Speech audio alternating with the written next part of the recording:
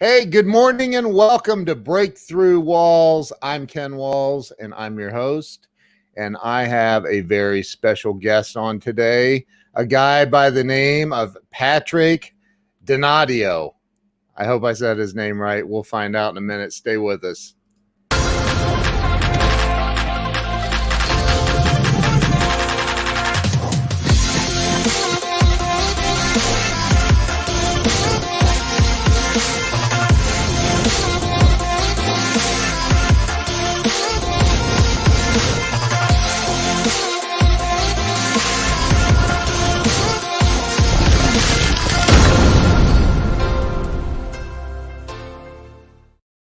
Hey, welcome back. Welcome to Breakthrough Walls. I want to welcome my guest, Patrick, to the show. Patrick, good morning and welcome to the show. Hello, Ken. How are you today, my friend?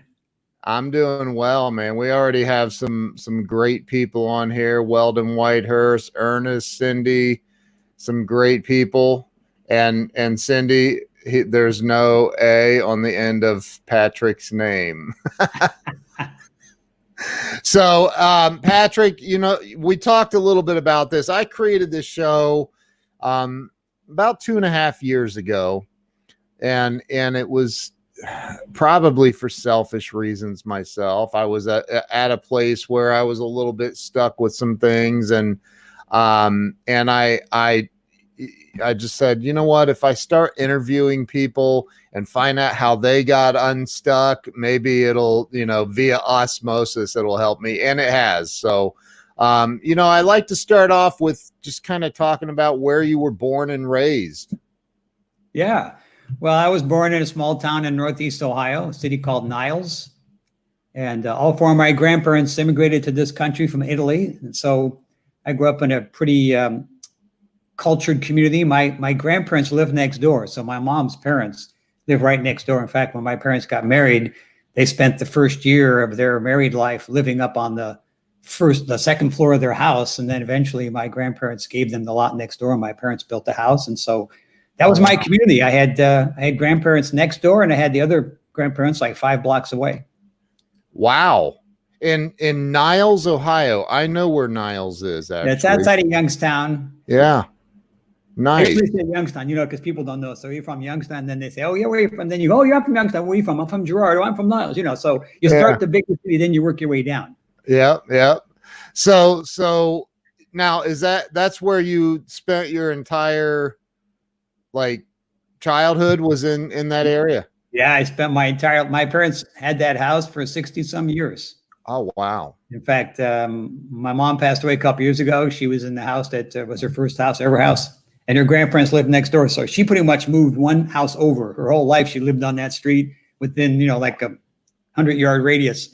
Wow. So you in Youngstown, well, it's probably not the same as it was in those days. I don't know. I've driven through there, obviously, but I've heard that it's kind of, the economy is not booming as much anymore up there. Yeah, I mean, it was a really booming place, in the 60s and 70s. Both of my grandfathers worked in the steel mills, and so, but once the steel mills shut down, that had a huge impact on that community, and a lot of people left the area, and so it's doing well, but it really hasn't kind of had the recovery like an Akron Canton area did. Yeah. So when you graduated from high school up there, did you go to college? I did go to college, but real quickly, I went to Catholic school. So I was first through 8th grade, I went to Catholic school. So I wore a tie every day, kind of getting ready for the speaking business. Little did I know, that I'd be ready to go out there. So, but that was a good experience for me also. But then in 9th grade, I went to public school. So I had to make a little shift because Catholic school is a little tuition cost. So anyway, so a lot of the things I think, I know a lot of guests on your show talk about this, is that a lot of things that happen in your young years have a huge impact on what you do in the future. Yeah. And I think a lot of my early experiences had a huge impact on what I'm doing today. I was the MC for the talent show in 8th grade. I was a reader at church, so I was always doing a lot of communicating and speaking in front of groups. Little did I know I could get paid to do that. Of course, that wasn't even an option back in those days. Yeah, right. So you were kind of prepped a little bit for what you do now. It sounds like. Can you hear me? Looks like you're frozen a little bit there, Ken. Can you hear me? Yeah. I don't know what happened. That was weird. Very Yeah. bizarre. So you were prepped to get into the speaking world. You just didn't realize it at the time. Right. I look back now when I see it, but no, you don't really know when you're in it what that's going to mean. Yeah. So you end up going to college. What did you major in college? Well, actually, my undergrad degree is in radio and television. So I went to college. I wanted to be a radio DJ, and I did a lot of that. I had a lot of fun on the air. I did both AM and FM. I was an FM country DJ for a while.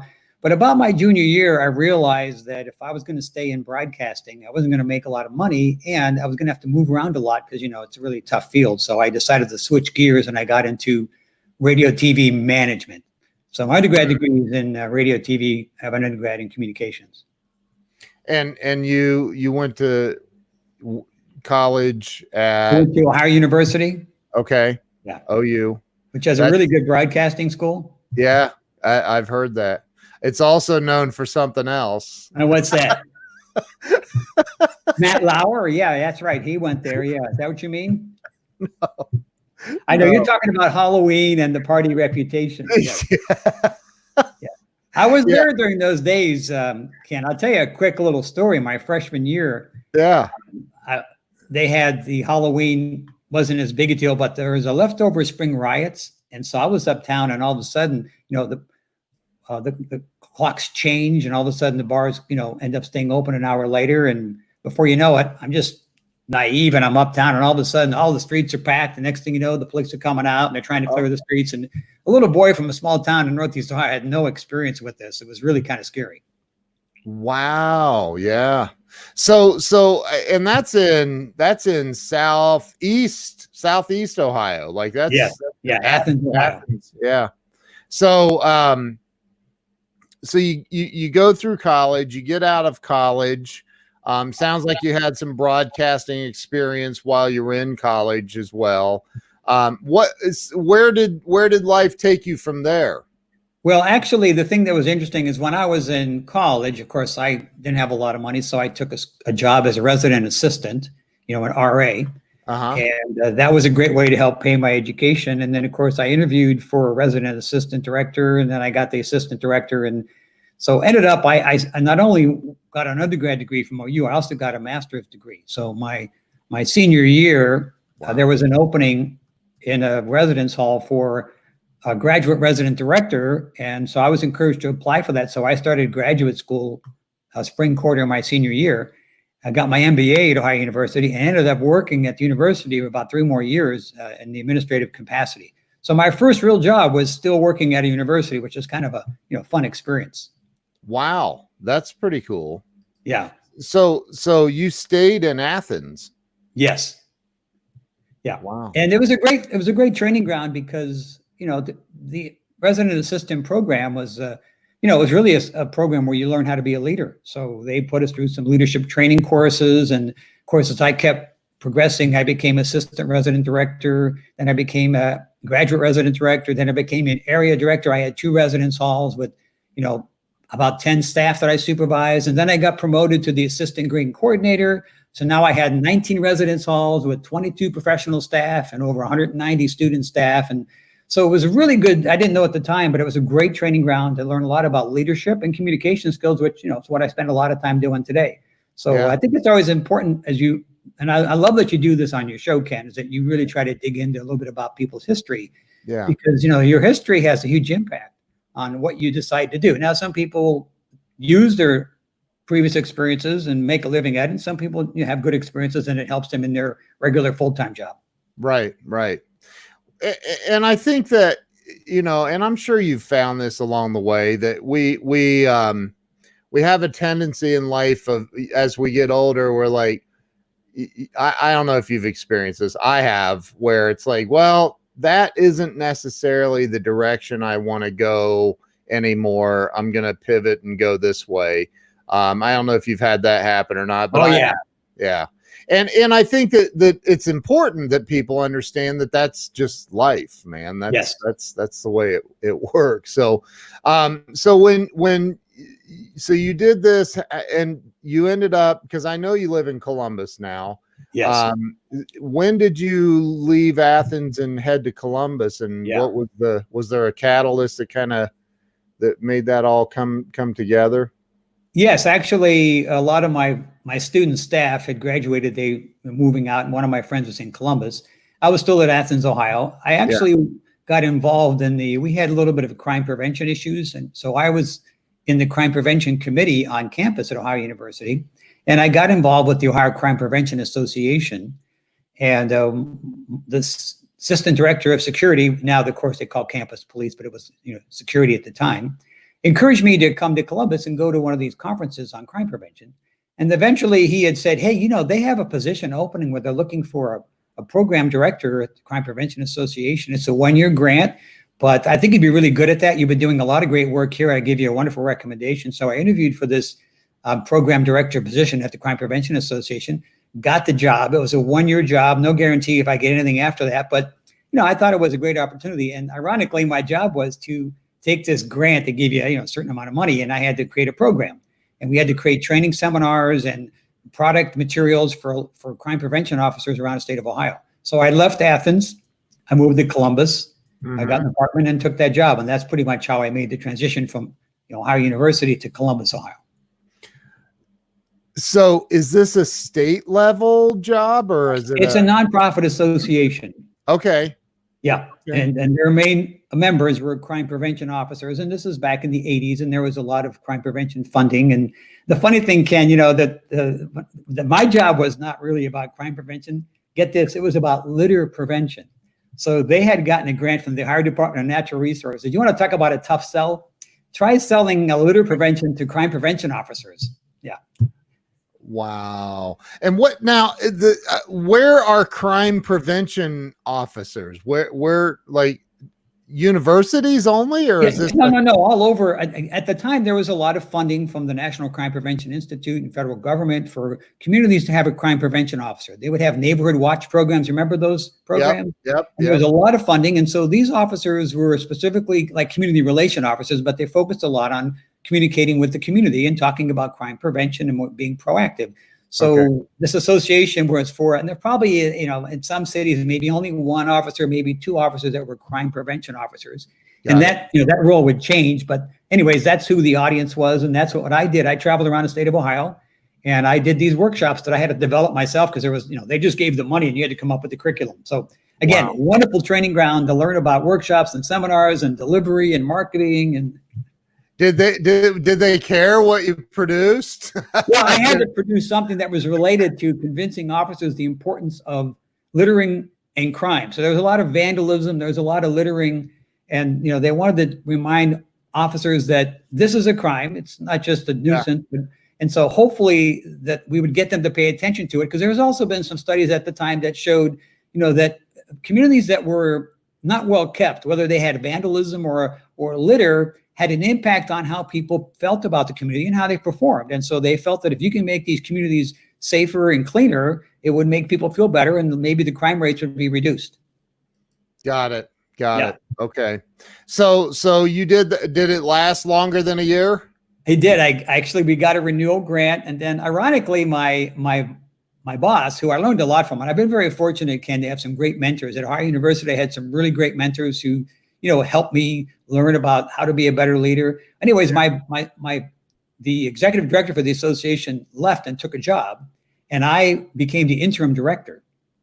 And so it was like a really nice promotion, but I learned something very important about myself. I really, really, really loved being in front of groups and doing the speaking and the training. And once I became the director, I had to worry about budgets and managing the board and finances, and it just wasn't something I liked. And so it was a blessing and a curse. I mean, it was a curse because now I didn't like my job, but it was a blessing because I really learned even more about how to run a business, which little did I know, in about a year and a half later, I'd be quitting that job because I was so miserable, and I would just jump out and start my speaking and training business.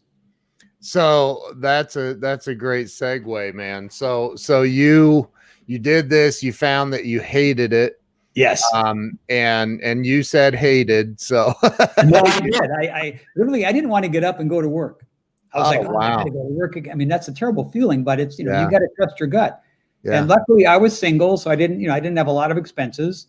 And the thing that was interesting, Ken, is at the time I was hiring speakers, to speak. We did an annual conference. Yeah. And that, in fact, one year we had Frank Abagnale. I don't know if you've seen the movie Catch Me If You Can. Yeah.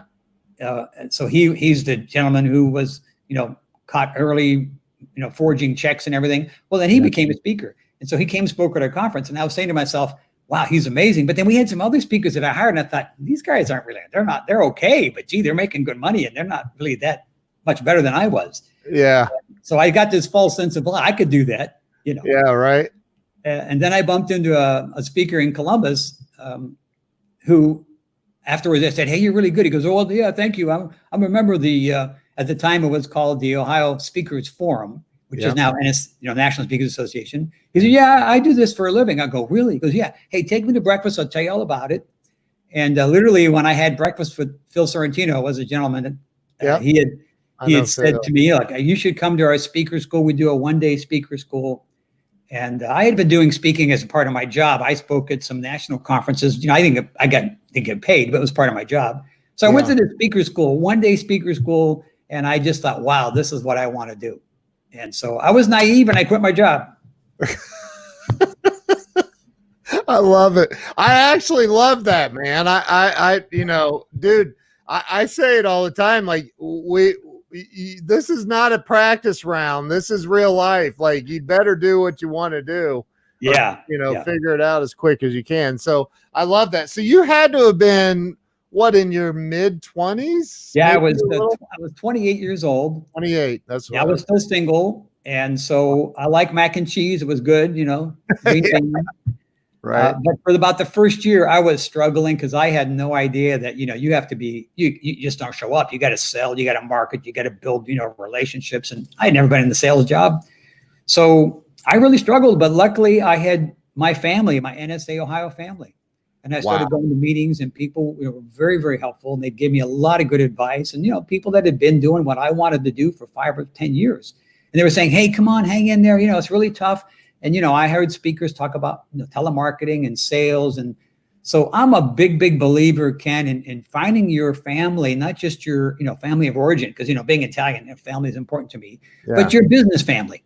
And so I got very active in the Ohio chapter of National Speakers Association. I got very active in the National Association. And I highly recommend, if you have anything you feel, called to do or you want to get involved in, find the association and get involved. And you're going to find a lot of great people that can help you think it through. And maybe don't do what I did. I don't think you should jump out and quit your job. I learned a long time ago that and is better than either or. So one of the things I help my coaching clients is shift the belief from either or to and. So don't either I have a job or I quit my job. It's I have a job and I can start a part-time job. And then once it's going well, I can make a transition into, that position.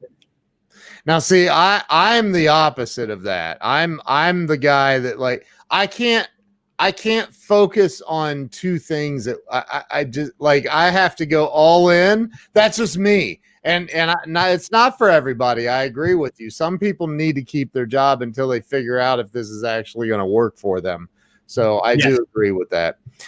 So you got into speaking. The Ohio chapter of the National Speakers Association sounds like really helped you quite a bit. Immensely.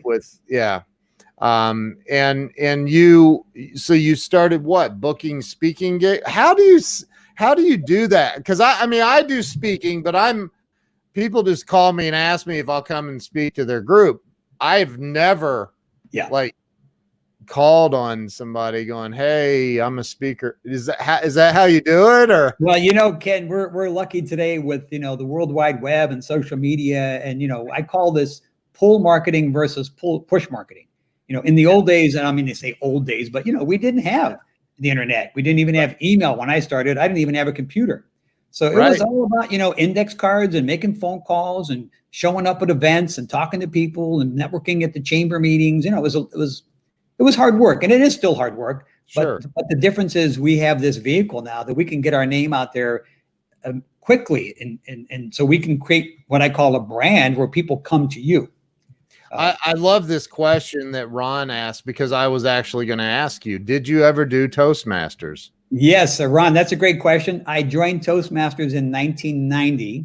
So I've been out there for a few years, and I'm still a member. I don't go to as many clubs right now, but a really great organization. In fact, Ken, it was one of the first places that I got some good feedback. Because, as a speaker, you get evaluations, but you don't always get good feedback. And in Toastmasters, like you do your speech, and then afterwards you get feedback. So you have an evaluator, and you even have a person that counts how many times you say and ah. Really? So it's a great organization. If you want to learn how to be a better leader, a better communicator, I highly recommend, Toastmasters. If you want to learn how to get paid to speak, then I highly recommend the National Speakers Association. So there's the two distinctions there. Yeah. Yeah. So was Phil funny at breakfast? I've had conversations with Phil. He's hilarious. Yes, he's funny. You know how Phil is. He's a funny guy. Yeah, he's funny. But, really, I have to give Phil a lot of credit because, he pretty much was very helpful to me. And of course, then once I joined NSA, a lot of the members are very helpful at the chapter. Yeah. And then I went to my first conference, and I was just blown away, Ken, because, I met Art Linkletter. I have a picture with Art Linkletter. I met Tony Robbins back in the in the early 90s. Stephen Covey. You named it. Zig Ziglar. You talk about, here I love these books. In fact, in high school, I wrote a paper on success for one of my classes. Little did I know that I would be getting into this field. Wow. And here I am. I'm like a kid at the candy store. I'm at the conference, and I'm like, oh my gosh, there's Zig Ziglar. And it was just and they were very nice. I know they're busy people, but they were all kind, and they couldn't give you hours, but they would say hello. Can I take a picture? And Ken, in the old days we didn't have a phone with a camera. I had to take my thematic, I got to get my flash cube bulb on there. Hold on. Right. You are really dating yourself. I have no idea what you're talking about. Yeah, you youngster. Yeah, right. I'm just kidding. I absolutely, my 10-year-old daughter is absolutely in love with her little Polaroid camera. I'm like, I get her an iPhone, whatever, like the newest one, and we're in Florida, and she's like, oh, I got to get my Polaroid for this boat trip. And I'm like, you have your phone. What do you like? They're the novelty. Yeah. So that's interesting about Toastmasters. I've never been to Toastmasters, although I've considered it. I've never been there. So, and I think that if somebody came up to me and said, you said, like 32 times, I'd be like, you have an issue with counting people's ums. Leave me alone. Well, it's part of their job. And, Ken, I do a lot of speech coaching, not for speakers, but for executives. Yeah. And you'd be surprised, and I bet you probably noticed it, when people have a lot of verbal pauses, I call the ums and the ahs and and okay, it's very distracting. And sometimes it almost takes away from their credibility. I don't want people to be perfect, but you don't want people to be distracting. Right. I agree. Totally agree. Now I'm going to be very, very conscious of my ums and uhs during this interview. I hope your viewers aren't counting. I don't care if they are. So you get into speaking. How long was it before you booked your first paid speaking engagement? Yeah. Well, luckily, Ken, I was very fortunate that because I had a network in crime prevention, and I'd done some speeches where I was not getting paid. And this is a great advice for anybody who wants to start their business. You want to go to where you have your best connections and start there if possible. So for me, I went right to the, crime prevention and law enforcement arena. Yep. And actually found that I was able to get some engagements because I already had a brand right in that market. And it was a kind of a known commodity. So I was able to book my first speech fairly quickly. Now, the challenge was, you need more than one speech a year to make a living. So, so I was able to make a few, get a few engagements. I did some work for like the sheriff's associations, and I spoke at the National Crime Prevention Conference, and I was in Albany, New York, I think in '87 at their conference. So I was able to break into that market fairly quickly, but there weren't enough, engagements to make it profitable. So that's when, again, it took me a little bit of time to learn about sales and marketing. And the importance of niche marketing and how to build your practice. And did you stay with the law enforcement, crime prevention arena? Is that where you kind of stuck with that, or? No, I mean, I really, as you probably know, when people start speaking, they just like, oh, you need someone to do time management. I could do that.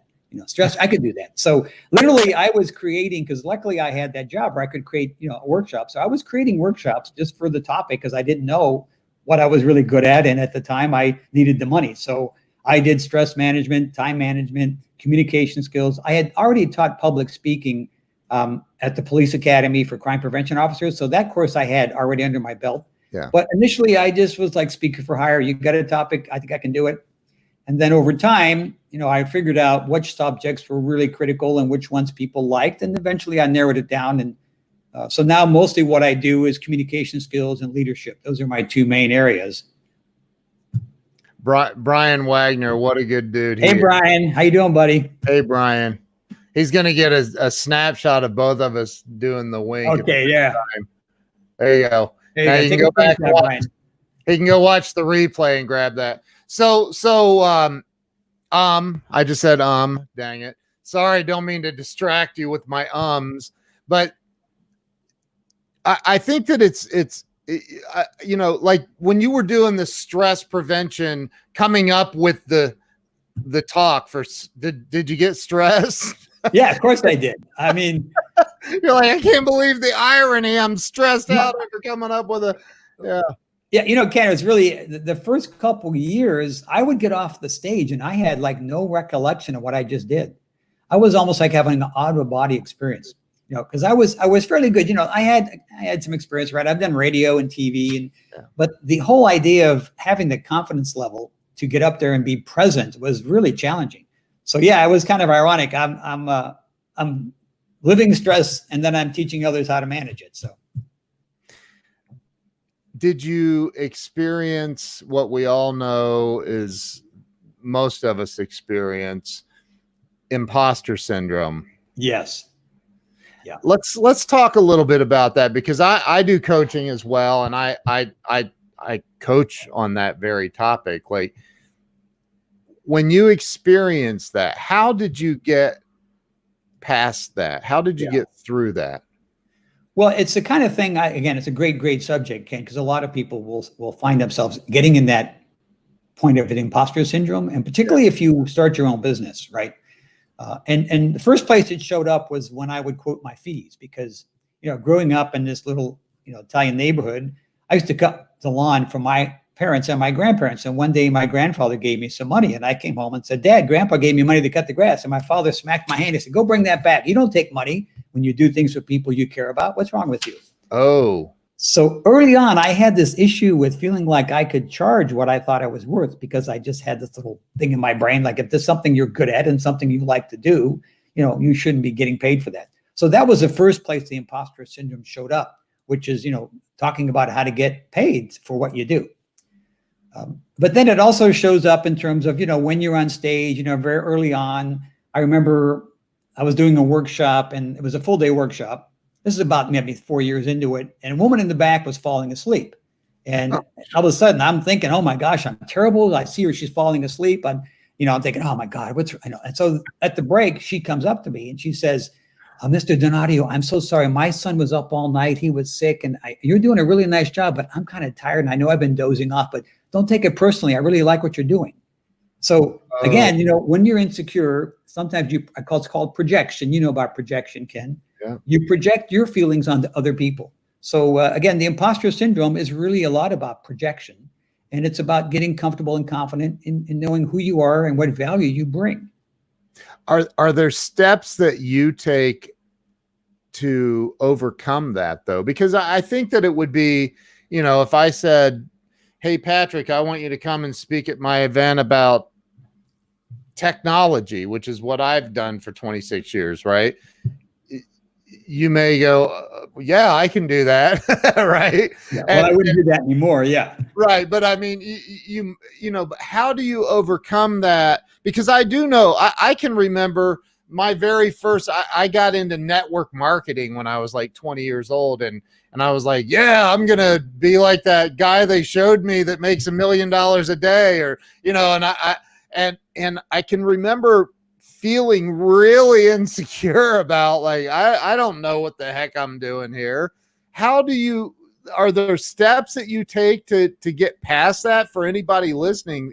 Because we all experience it. Yes. Well, about 1995, I started to get into the coaching field. And, I was very early in the coaching, professional coaching, not athletic coaching, was a fairly new concept. And so, but one of the things I learned early on as I was getting some training for coaching was the whole concept of how your beliefs drive your behaviors and your behaviors drive the results you get. And the imposter syndrome has a lot to do with your belief about yourself and about others. So if you really want to work through that the first step to change is awareness, right, Ken? So we have to be aware of something. If you start to say, hey, I'm aware that I'm feeling uncomfortable, I don't feel like I'm really qualified to do this, or I'm able to do this, that's a good sign, because that's an awareness. But then the second step is to start to think about, what is it that's going on inside internally that I might be saying to myself or thinking about myself that may be a faulty story. I mean, we believe the story, but the story is not really true. And that's why it's called the imposter syndrome. It's because you have this faulty story that you believed that it makes you feel like an imposter. Right. So you want to think about what are some of the beliefs. And, when I do coaching, Ken, one of the things that I spend a little bit of time on in my first couple sessions is I talk about the change process model. And I look at 4 steps. And so if you don't mind, I can share real quickly with the group. Please. If you're struggling with, the imposter syndrome, or you're feeling uncomfortable, or you're nervous about speaking, whatever those issues are, here's a process that I think is helpful. And there are 4 components: is awareness, belief, behavior, and results. So I'm going to work backwards. And so let's say, Ken, I was going to be working with you and you wanted to be more effective at getting rid of ums and ahs. I'm just kidding. Right. So we would start at the end and say, okay, Ken, that's great. That's a good goal. What are some things that you see yourself doing, 6 years, 6 months, or a year from today? And you might say, I'd love to be more smoother, more comfortable. I like to tell better stories. So once you get a clear idea of what the results are, I like to work backwards. So I'd say, good. So what are some of the behaviors you have to exhibit, right? So if somebody is saying, gee, I feel like an imposter, okay, well, then you say, I would like to feel more comfortable in the future. Then you start to identify, what are some things I could do to get more comfortable? And sometimes, when you go through this process, by going backwards, you start to create the awareness. You say, well, I guess I need to be more self-confident, or I need to be more aware of my specialty, or maybe I need to do a little bit more reading, or so I'm feeling more comfortable about the expertise. So you got awareness, you got behavior, you got results. And sometimes that's all it takes. Once you're aware of something, you make a few changes, you can make it work. But what I found through coaching is a reason why a lot of people don't make things work is because there's a belief that gets in the way. And right. So the belief shift is the shift that's really important. And so I'll give you a quick example. First time I saw myself on camera back in the late 1980s, I had a client recording my presentation. I had a big mustache, right? This is 1987, I think. And I was watching myself on video, and I was doing this every 2 minutes. What's this look like, Ken? Like I'm picking my nose. Yeah, right. And so when I saw the video, I thought to myself, oh my gosh, how long have I been doing that? That looks stupid. So what? You don't want to look stupid. I believe I look stupid. Stop doing this. You don't look stupid. That's how simple the process is. But so the belief, though, sometimes is something that people aren't aware of. So when you find yourself struggling with an issue and you feel like I've tried a couple things and it's not working, then you want to go a little bit deeper and ask yourself, what are some of the beliefs that I have about myself, about others, about the situation that maybe are faulty, or maybe I want to, adjust. And so then you go into the belief box and make some changes. So that's a kind of quick high-level look at the 4 components. Yeah, I love that. I totally believe that our belief systems unconsciously are controlling everything we're doing, and so the first step is awareness. Yes, waking up, admitting it, yeah. Hey, I look like I'm picking my nose all the time, and right? Don't do that. Yeah, don't do that. Or so let me just finish that loop real quick. So what if that day when I saw myself, Ken, and I'm doing this, I said to myself, wow, that looks really cool. So if I believe that was a good thing, I'd be doing it all the time now. I'd have a big, long handlebar mustache, right? So beliefs can work for you or against you. So you want to make sure you spend some time thinking about what are the faulty beliefs and what are the healthy beliefs, and how do you increase the healthy beliefs and decrease the faulty beliefs. And I know, Ken, I don't know if you were around in the 80s, but the phrase that really I loved was, don't work harder, work smarter. Yep. That's a belief shift. And once is. I bought into that belief that it's better to work smarter, not harder, and working harder is good too. I'm not saying that's not a good belief. But when I quit my job at the Crime Prevention Association, I had 3 or 4 staff people. I started my speaking business. I have no staff people. And all of a sudden now I'm thinking, man, I got to really work hard. And so the first year I worked like 60 hours a week. I wasn't making that much money. I said, what am I going to do? You got to work harder, Donadio. Next year, work 70 hours a week. And it wasn't working. I had the faulty belief. And so that's when I learned about the idea of systems and processes and, then working smarter. So I just want to give you a couple of examples. So if you're struggling with something and you're not getting the results you want, take a step back and say, what may be the belief I'm carrying around that might not be serving me? And how do you rid yourself of that? Yeah. Well, unfortunately, the best way to rid yourself of any faulty belief is to take some small steps and test it out.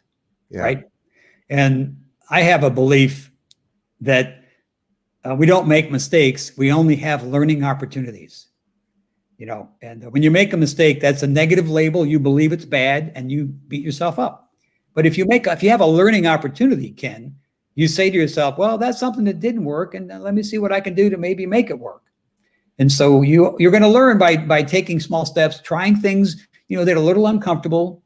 I love this quote by Emerson: "Do the thing you fear, and the death of fear is certain." I love that. Right? But now that doesn't mean if I can't swim, I'm going to jump in the lake. I mean, don't do that. Okay. But if I can't swim, maybe I'm going to, get in the bathtub. Maybe I'm going to put my head underneath the water, pick it back up, But whatever the fear is, what can you do to take some small steps to face the fear? And when you face the fear, then all of a sudden it starts to shift your mindset. And, I could go through, like I do a workshop called the Kaizen Leader. And I talk about 14 traits successful leaders possess. And one of the traits is called, are you belief driven? And we talk about, old beliefs and new beliefs. And we do an exercise in class to have people identify what are some of the beliefs you learned growing up that maybe worked for you when you were 10, 12, 14, 15, but they don't work today, right? Because we learn these beliefs at a very early age. And then a lot of us, take those beliefs and we put them everywhere, right? And I don't know about you, Ken, but I don't think you're working on a computer with DOS, are you? No. Yeah. Well, why not? Well, DOS is still working in the background, but we always update. I just got last night an update notice on my computer. Time to update your software, right? So what I say to people is, hey, it's time to update your beliefs. Yep. Right? Take a look at what you think worked for you, and if it's not working for you now, don't keep doing it. Try something different. Amen. I agree. And so what about the fears of like skydiving? Yes. I mean, you can't like dip your toe in that water or like, right? Like, you gotta jump out of a dang airplane. Like, have you skydived? I haven't skydived. I've not done it. No, look, I watch videos on YouTube, and if they get too close, like if where they'll peer over the edge of, I get like, so like, no, I have not gone skydiving. Although in the back of my mind, I'm like, gosh, that just looks like something I should try sometime. Yeah. Well, I don't know about skydiving. I'm not sure I'm going to try that, but I think a lot of folks have the same feeling about speaking in front of groups. Right. I mean, it's a very scary thing. Number one fear, right? So how do you get over that? Well, I think you just take baby steps. There's a desensitization theory that people use. In fact, that they've used this with people who are afraid of flying. They have a whole program where they put people on a plane, on the ground, and then they come back and then they put them on the plane, and the plane maybe just goes a little bit down the tarmac. And so it's a slow progression to get you comfortable with something that you're uncomfortable with. Right. And that's the same thing with speaking, right? The more you do it, the easier it gets. So, but again, I'm not doing skydiving. Let's go together.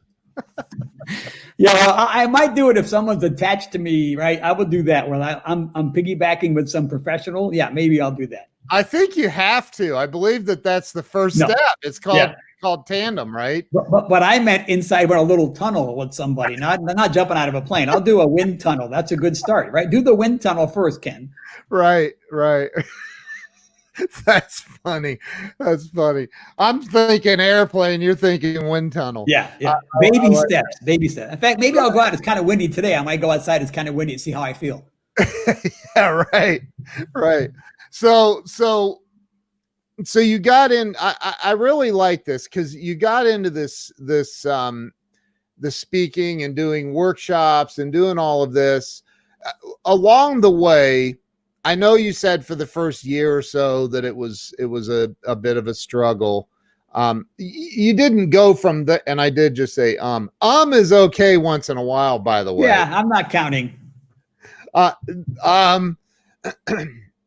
So you struggled for a little bit, but did it go from there to just you skyrocketed to massive success, or were there a lot of hills and valleys that you went through? There were some hills and valleys, Ken, and the first year I didn't make a lot of money. Now I will say I was very smart because when I was working at Ohio University, I had a room and board part of my job, so I was able to save some money. So when I was 28, I had some money in the bank, and I knew one of my biggest fears was that I didn't want to go out and start the business and run out of money and have to come back. So I literally had probably about 2 years of income that I could live off of. So I knew that was going to take time. And that was because I'd met some other people that said, hey, it's going to take some time. You just have to be prepared, So the first couple of years were a little challenging.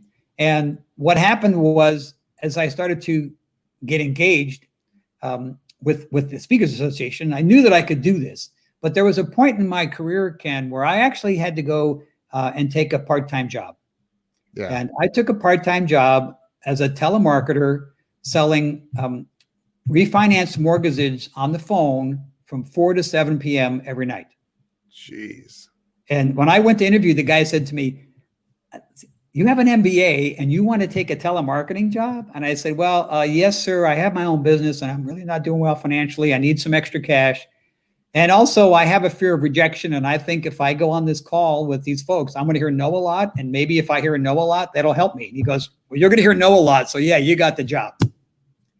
And so literally for about 6 months, I would be calling up people at dinner time on the phone. Again, back then, people picked up their phone, right? Yeah. And I would get that no. And then every so often I get maybe, and then I got maybe one yes. But it was a valuable opportunity. Not only did I get paid, because I didn't get paid on commission. I got paid hourly, which was a good thing because I was starved on commission. But I learned the fact that in order to get a yes, sometimes you have to hear no 15, 20 times. Yeah. And it was a good turning point for me. Did you, and this is all, I'm gonna preface this with, this is almost a rhetorical question. I think I know the answer. Did you study anything on sales? They did put us through a little sales training beforehand. And I knew that I was actually learning about sales. And there was another speaker, his name was Jeff Slutsky, and he was a street smart marketing guy. And he did a course for us in our chapter on telesales and telemarketing. So I was learning all these things, but I still wasn't that good at it because I was still afraid. I was afraid of making those calls. I was afraid of hearing no. The other thing that also was a gift for me, Ken, was I was active in the church, and I met a gentleman who was a consultant, and we hit it off, and we were both Italian. He was a nice guy, and he said, I could use some help. Would you mind? Maybe I can get you a little bit of work. So in addition to the telemarketing job, this guy got me some part-time work with him. And so I had these jobs that were helping me during the early days to make some money while I was still trying to learn how to make sales and become a speaker and a trainer. So the first 4 to 5 years were a little bit more challenging. But then after that, I started to really kick in. I started to understand what it takes to sell. I started to learn a lot about PR. And I did a lot of PR. I did some radio, TV shows. I started to use my radio, TV experience. I started writing articles, and I learned a very simple technique that worked great for me, is that I would write an article for an association magazine, and then I would follow up after an article was published, and I'd say, hey, I wanted to let you know I had an article in your magazine recently. Who would I talk to about maybe speaking at your conference? And they'd say, oh, well, that's Mary. And I'd say, hey, Mary, did you see my article in your magazine? They'd say, oh, I didn't. I said, yeah, I wrote this article, and I think it'd be a good topic for a breakout session. So I started to learn not just, about the whole idea of sales, but I learned a lot about PR and marketing, and that's how it really kicked it into high gear. Wow, that's pretty incredible. So you've written at least one book, right? Yes. One or more? No, one book. That one book that I have out called Communicating with Impact. It took me about 10 years to get it done. Wow. Yeah. Now, in 2008, when the big recession hit, I took a huge hit. I lost about 70% of my income in 2009. So it was a very slow year. So I started my book, and then of course things picked up again. And then my book kind of got put on the back shelf, but eventually it came out. And so, but I've written a lot of articles, and if anybody on our viewers today are thinking about maybe starting a business or, becoming a speaker or consultant, branding is so critical. And again, it's easier today, Ken. We can put something up on LinkedIn. You can get stuff everywhere. But think about, how do you build your brand? How do you get out there and add value, right? And the Zig Ziglar quote, if you just help enough people get what they want, you'll get what you want. It's laying right next to me in this little book. Yeah. Yeah. So all those wonderful, speakers that I heard at the association, all those little things were sinking in. And so then things started to take off, and then I started doing a lot of speaking. Actually, I was speaking all over the country. I started to really get this machine working, and I hired a part-time marketing person as I was starting to make more money. And this woman was making calls for me, and we'd get together once a week. She'd say, these people are interested, these people aren't interested. And so that helped me for a little while, but then I realized that, I just couldn't afford to keep her, but it was a good training ground. Right. I was speaking all over the country. I spoke one time. I didn't know this, but I was the closing speaker for the Louisiana Bankers Association. And when I got there at the end, I didn't get there at the beginning of the conference. I get there at the end, and all of a sudden I see a big billboard that said their opening speaker was Lou Holtz. And I'm like, wow, I'm the closing speaker? Why didn't someone tell me? I was a nervous wreck, but I'm sure. But what I did, I'll tell you real quickly, because I'm a tenacious kind of guy. I worked that audience so hard before my event. I walked around to every table. I said, hello, it's good to be here. I heard you had Lou Holtz as your opening speaker. He's amazing. And I shook hands with every person in that room. And by the time I got up there, I made them like me, because I knew that I had no brand, but I knew that I could really make a difference. And I couldn't have done that in year 1 or 2. Right. I didn't have the belief. I'd have been in the imposter syndrome. But by that point in my career, I knew that I could do it. I just knew that I had to, really shift a little bit more of their perspective. So, but yeah, I ended up doing a lot of national speaking and conferences, and that's actually pretty ingenious of you to walk around and introduce yourself to everyone. I personally wouldn't have thought of that. I just knew that I wanted to get a good evaluation. I figured if I can make people like me, they may not notice that I'm not Lou Holtz. How did it go? It went well. I had evaluation. People said, this guy was amazing. And people said this. They said, I couldn't believe he came up and said hello to me. I don't have speakers normally come up and say hello to me. I watched every table like it was our wedding. I was like, hey, good. Thank you for coming to the wedding. It's good to have you here. And so all that paid off for me. I know a lot of speakers. I'm sure you do. Of course you do. And what I find interesting, and I've had this conversation with Jeffrey Gitomer, friends of mine, that there are people who, when they're on stage, they give a great speech, and then off stage they thumb their nose at everybody and act like they're too good, or that. And you don't come off to me as somebody like that. You seem genuine, like you genuinely. Well, thank you, Ken. And that the real reason I'm doing this is mostly because I really feel this isn't a profession. This is a calling. Yeah. I feel this is something that I've always wanted to do. It's something that I've done growing up. I was always active in my church, and I was a student council president, so I was always in front of groups and being in a leadership capacity. And it's just something that I feel called to do. So when I'm up there, I am so grateful. Every audience to me is a gift. And once that I got real comfortable now, I'm so present that it's just, for me, it's so much fun. And I've really been struggling the last few months. I've been doing all my programs virtually, but it's just not the same. I just love the live interaction with the audience. Yeah, it's definitely different. It's different. And that, again, you keep providing me with these perfect segues. So, I only had 2 speaking engagements booked. And it wasn't, again, I don't try to book speaking engagements. So I had a couple booked that, COVID could put the kibosh on that. And I think, being in the industry that you're in, I'm curious as to how this whole thing has shifted for you. What have you seen and experienced so far during the shutdown and everything else? Yeah.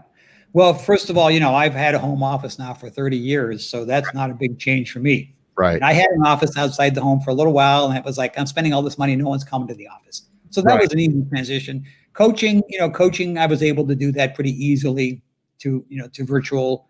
But I had all these speaking engagements on the books, and I'll say this, I'm really blessed that, I only had 2, that one was postponed and one was canceled. And every other engagement I had, people decided they wanted to go virtual. So I converted a lot of my programs were workshops. I had full day workshops that we had to convert to half day. I had a program I did with Notre Dame was a 2-day workshop. We converted it to 3 half days. And so, but it was a lot of work. I mean, it's a big shift to take something you do live and put it on a virtual program. There's a lot of things you have to do differently. Right. But, people have been very pleased. And again, this is my normal thing. I tend to be in the pioneer mode. 2 of my major clients, I was the first speaker that they did virtual with. So we worked really hard with rehearsals and all kind of things to make sure they went well. So I've been fortunate that it's been going well. I mean, and I'll probably keep doing virtual, and I think it's a good thing. I think virtual programs are helpful, but there's something about this live experience, that you get when you're with a group of people that you just can't get when you're in your home. I do breakout sessions. We put people in. I'm a very engaging speaker. You can probably tell. Yeah. There's something that's missing about that human interaction that has a big impact. So I'm looking forward to the day we can all get back together to do live, but I'll continue to do virtual. Yeah, I think, and we're definitely going to there's going to be a hybrid version of all of this. I don't think anybody can say, well, this is exactly what that's going to look like, because we just don't know yet. Right. Yeah. So let me ask you this. And I ask everybody, I can't even believe we've been on here 52 minutes already. That's insane. So people, this show is about helping people get unstuck. And I think that we've all been there. I've been there where we couldn't afford to go to the grocery store, or, hey, the car payment's going to be really late or whatever. Right. So we've all been in that place where we get stuck and fear kicks in and takes over. And what is it that you think, in your opinion, what is it that keeps people stuck, especially for extended periods of time? Yeah, well, I'm going to go back to, our earlier discussion about the change process model. And some of it has to do, some of it's reality. Obviously, if you're in a situation where, you may have been furloughed, or maybe you don't have a job right now, that's very challenging. But some of it also has to do with how we perceive the world, right? And so it's really a combination of our beliefs and our environment. And so one of the things that, and I've been there, Ken, when I was younger and I had quit my job and I was starving, I've been through that, and you make tough choices. I remember I would figure out how I could save X amount of money because I needed to, so I cut back on things, and, you make sacrifices. But a lot of it, I think, if you want to really kind of manage through these difficult times, it's making sure you stay connected to your core values, and don't go through this alone, right? There are a lot of people out there that can be a good resource for you. So the biggest challenge, I think, for people who are struggling right now is don't isolate yourself. Find ways to reach out and get around other people who can be with you and help you, and people want to help you. So don't kind of retreat, right? Mm-hmm. Reach out and look for maybe a network of folks that you can interact with. And for me, as I said before, that's my speakers association. I could pick up the phone right now and call anybody if I needed help, and they'd be there for me, and I would do the same for them. Right. So who's your connection or your extended family, I'd say, and reach out and let people know you need some help right now. I love that answer. It's so important. And I think, people, it's crazy to me. I ended up down one of those YouTube rabbit holes the other day, and this video pops up, a recommended video or something. And it piqued my interest. And it was this guy that he's like, first thing you do is download the Walmart app. And I'm like, I don't go to Walmart. But he's like, download the Walmart app, and you can go into Walmart, and they have these things called secret clearance items. And he goes in, he found all these video games that were originally like $50. He found them for 3 cents a piece on the Walmart secret clearance. So he bought all of them, lists them on eBay, and made like $4,000 in a couple of days. And I was like, and people think that they can't make money in this country. That's insane. Like, there's always a way, but it does take getting into that creative place. Yes. And there's no magic bullet, right? No. I mean, as I said before, I don't want to dismiss about working hard, right? Because hard work is critical, and I wouldn't be where I am today if I didn't work hard. I'm a very hard worker, but on the same token, I also want to be smart. Yeah. And I want to make sure that I'm leveraging the technology and the relationships and the people that I can, make sure that I help others and they help me. Yeah. So, but it's a very challenging time, and I know a lot of folks are struggling. And so just make sure you spend some time taking care of yourself. I have a little morning ritual every day. I do a little morning reading, quiet time. And that's really important for me. I exercise, and I just have all these little things that I know are important to take care of myself. And that's what I mean by don't retreat. Not only reach out and ask for help, but what can you do for you today that's going to take care of you? Because the better you feel, the better the world gets. Brian Wagner asks a question. I'm sure you've covered some of it. What are some typical resources that you can reach out to? Yeah. So let's take a look. First, there are people resources. Whoa. So, right. If there, go ahead. If there are people in your, in your network that you can find a way to have a coffee with or have a Zoom call, that's one resource. Another resource is just what are some good books or videos that you can watch that are going to lift your spirits. I love music, and I used to run a karaoke bar as another part-time job I forgot to tell you about when I got back from Japan. But anyway, so music. So there's people resources, there is spiritual resources, there is mental resources, all the kind of things that you can do to fill your mind and your body in a healthy way. Because if you're not feeling good, if you're not being healthy, then you're gonna have a hard time managing. And one of the things I always tell my audience is the better you feel, the better you perform. Yep. So during challenging times, take care of yourself as much as you can, because sometimes we tend to neglect ourselves. Totally agree with that. And I should have asked you this early on, Patrick, and my bad for not, your website. It's very easy. It's www.patrickdonadio.com. So it can't get any easier than that. Donadio.com. I'm going to scroll that across the bottom. I have it correct, right? Yeah. And if people put a backslash and put resources, I have a special resource page. It's not really obvious on the website, but if you backslash resources, I've got some articles there for you. And I got a little special bonus, Ken. I actually have I call it Taste of Italy page, where I've got some of my mother's favorite Italian recipes. And actually a little video of my mom cooking Sunday dinner. Before she passed away, I started doing some Facebook Live with her. She was really good sport. So I have a 2-minute little video of her cooking a typical Italian Sunday meal. So backslash resources, feel free to go there. And I think that might even make your day a little bit as well. Let me add that on here. Just backslash resources there. Yeah. And they can click on some articles. And of course, again, the Taste of Italy page is just a fun page. I I always talk about my Italian culture, and people would always ask me, can I get your mother's recipe? Can I come to your house for dinner? So eventually I just decided I'm going to put it up on the website, and people say, can I get your mom's recipe? I say, yeah, go to the website. It's over there. Get her manicotti recipe, whatever you want, I put up there. That's awesome, man. That's totally awesome. Well, Patrick, I can't believe we've been on an hour. That's Wow. crazy. That went by. Did that go by fast for you? Yeah, it did go by fast. Jeez, that was insane. I feel like we're just getting started. That was great. Well, listen, is that also a place where people can connect with you on social media? Yes, you can I'm on LinkedIn. You can go to LinkedIn. You can go to my website. You can email me if you have questions. And definitely, Ken, I want to leave with, we're going to wrap up soon, but I'd love to share my favorite quote, if that's okay, before we wrap up. Please, you let me know whenever you want to do that. I don't want to push you off. Go for it. Oh, go for it. But one thing I really think is so important, and I think we shared a lot of good ideas today. Ken, you're doing a great job with your show, because you're really taking people's real life stories and showing people, that, hey, there's no easy way, to get through breakthroughs. Everybody's got challenges and struggles. So I hope today people picked up a couple ideas. I know we shared a lot of things, but my favorite quote is, nothing changes until you change. So if there's one thing you heard today that you like, that you think can make an impact in your life, do something with it today.